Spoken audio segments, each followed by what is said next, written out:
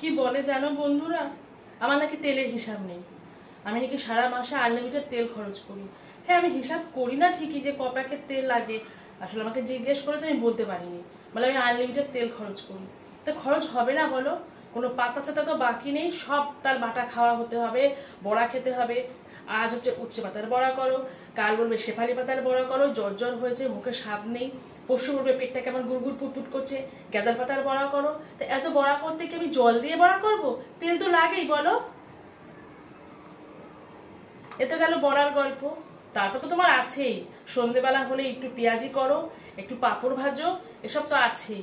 তেলটা আমি কি করে হিসাব করবো তোমরা বলো তো শুনি। তারপর আবার আছে বাটা, ওই যে খারকোল খারকোল। না হলে এই বর্ষাতে মানে এই সিজনে 4 থেকে 5 দিন খারকোলের পাতা বাটা হয়ে গেছে। আবার তুমি যে অল্প তেলে বেটে দেবে, তখন স্বাদ হয়নি, কেমন নাকি গরুর মতন ঘাস ঘাস ঘাস ঘাস গন্ধ বেরোচ্ছে।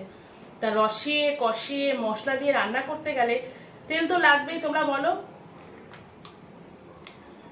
আমি বাবা অত হিসাব করতে পারবো না, বলে দিয়েছি। একদিন কি করেছি শোনো, তাহলে বলছি। একদিন রান্না করেছি, আমার এক নেবার সে গল্প করেছে তার নাকি 2.5 কেজি তেলে মাছ চলে যায়। আমিও ভাবলাম কি করে চলে, তাদের 4 জন ফ্যামিলি মেম্বার যদি 2.5 কেজিতে চলে, আমার নয় 2 জন বেশি, 6 জন। আমিও কম তেলে রান্না করব। আমি কোনো রকম সেদ্ধ করে করে করেছি সবজিটা। খেয়ে বলছে গরুর মতন নাকি সেই ঘাস ঘাস গন্ধ বেরোচ্ছে, সবজির থেকে ঘাস ঘাস গন্ধ বেরোচ্ছে। আমি তো কিচ্ছু বলিনি। পরের দিনকে তাই মাছ ভাজা করেছি, মাছগুলো ভালো করে ভাজিনি। বেগুন ভাজা করেছি, পোড়া পোড়া, ছাকা তেলে ভাজিনি। কারোর তা রুচ্ছে না। তখন আমার বর বলছে হাত জোর করে, ক্ষমা দাও, যত তেল যত লাগে ততটাই তেল দাও, রান্না কিন্তু পারফেক্ট হতে হবে, যেমন হতো তেমনই। আমিও সেরকম ঝগড়া টগড়া কিছু করিনি, তো রান্নার একদম টেস্ট পাল্টে দিয়েছি। ঠিক করেছি কি না?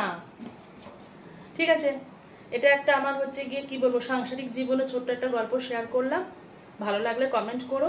আর যদি কখনো এরকম বড়েরা বলে থাকে তেল বেশি যাচ্ছে, মশলা বেশি যাচ্ছে, মুখে কিচ্ছু বলবে না, রান্নার স্বাদটা পাল্টে দেবে। দেখবে প্রথম দিন, দ্বিতীয় দিন, তৃতীয় দিনে কথাও পাল্টে যাবে। তো রাখি, সবাইকে আবার বলি শুভ সন্ধ্যা। চ্যানেলটা ভালো লাগলে অবশ্যই কিন্তু লাইক করবে, কমেন্ট করবে, শেয়ার করতে হবে না। Tata, bye bye.